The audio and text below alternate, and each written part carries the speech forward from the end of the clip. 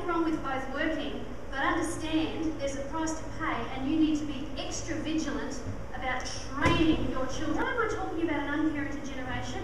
Because you are employing them. But understand that your leadership is more important and more influential than ever. Some young men don't even know how to shake hands. You know that. You've experienced that, haven't you? Do them a favour. Hey, listen, mate. Firm it up a bit. That's better.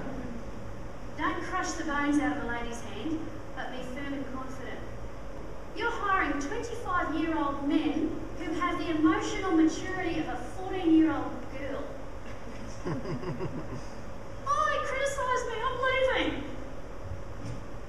I don't want to be told what to do. Young Kevin comes into your workplace and you put him through orientation, traineeship. And he's all idealistic and he's like, okay, I know what to do now. Where's that left-handed hammer? Okay. Old Tom, over here. Listen, son, I don't care what these idiots tell you in your training session. This is how we do it. I've been doing this for 30 years. I know what I'm talking about. This is how we do it. And don't you go snivelling if you don't do it my way. Now, I'm exaggerating, of course. We don't have old Tom working for us, do we? We don't have cranky Cheryl in the office who, if you don't treat her nice, your paperwork doesn't come in on time. These are the people that you're leading. These are the people that you're managing. And if you can learn to live with difficult people and manage them, and I'll give you some keys to doing that, which is what I do, because I learned the hard way. Then if you can learn to win them over and manage them well, you won't have those problems in your business. Imagine, if you will, I'm kind of like little Kevin. I turn up, I got sentenced to 8 months in prison. And I'm standing there and somebody comes up to me who is 6 foot, strong, masculine build, bipolar, schizophrenic, angry. I'll call her Jane. Jane looks down at me and says, "So you got a visit from your parents?" Yeah. Can they bring me something? Now, by the way, pastor's kid. Yeah, I know. And some of you are thinking, well, that explains it. And I'm thinking, what, a book? I said, oh, maybe I can give a book to the library and you can borrow it or something. She goes, no, some drugs. Now, you got to understand, you think that doesn't happen?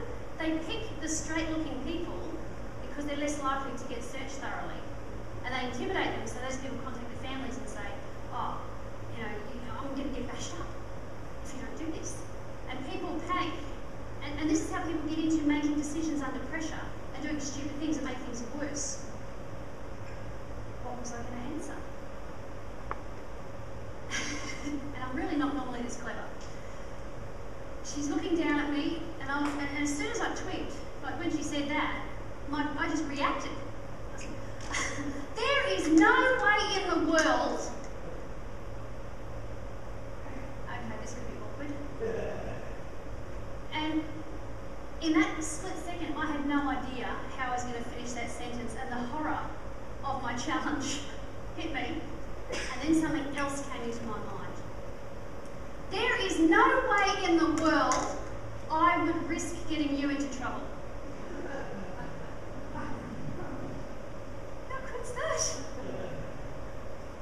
She said, what, you're worried about me? I thought this is working. I said, yep, I care about you too much. I care about you too much. It's not going to happen. Not going to happen. And, I've got a friendship with that woman. When you care, when you don't see them as their role, but as a person with pressures and lives and history and family and skills, why is Tom cranky with you? Because you're not listening. You don't know him. He's got 30 years of experience that you're passing over to get some upstart in Now, training is important. I'm a trainer.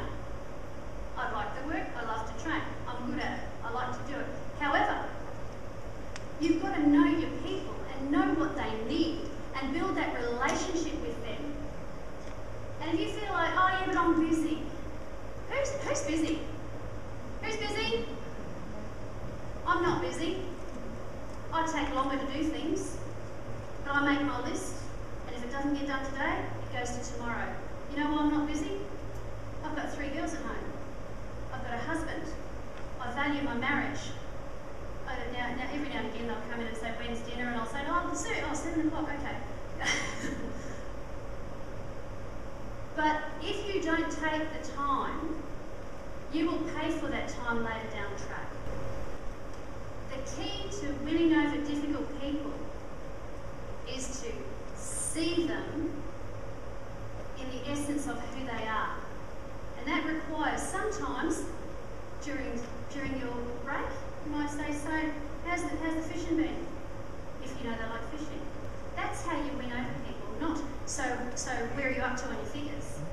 It doesn't take long, but it is so worth it. That's the essence of leadership.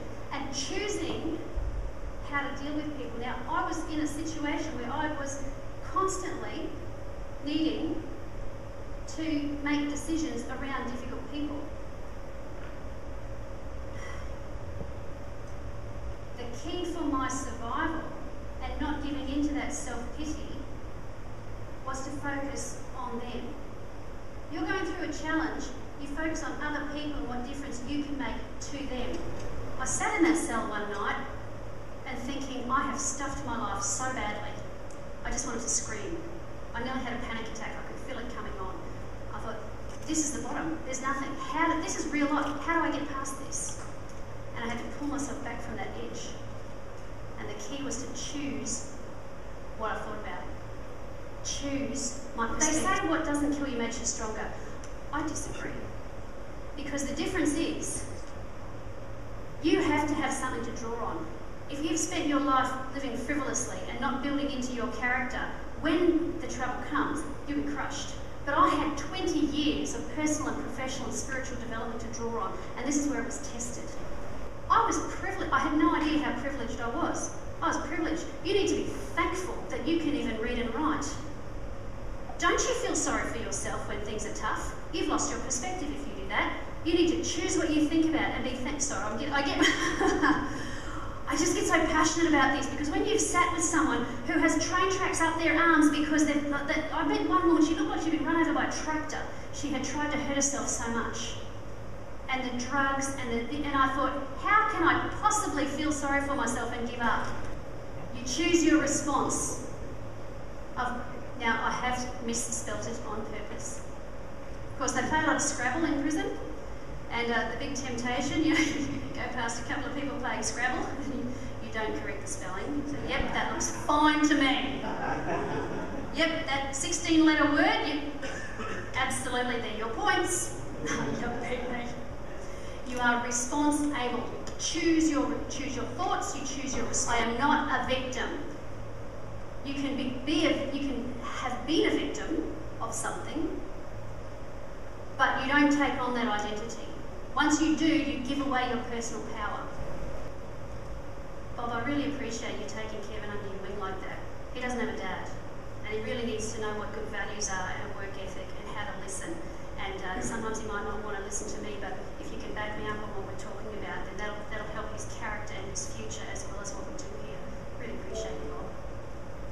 Can you just keep me briefed on how things are going every now and again? Oh, yeah, no worries, mate. Value. You're imparting value to that person. He will be your best advocate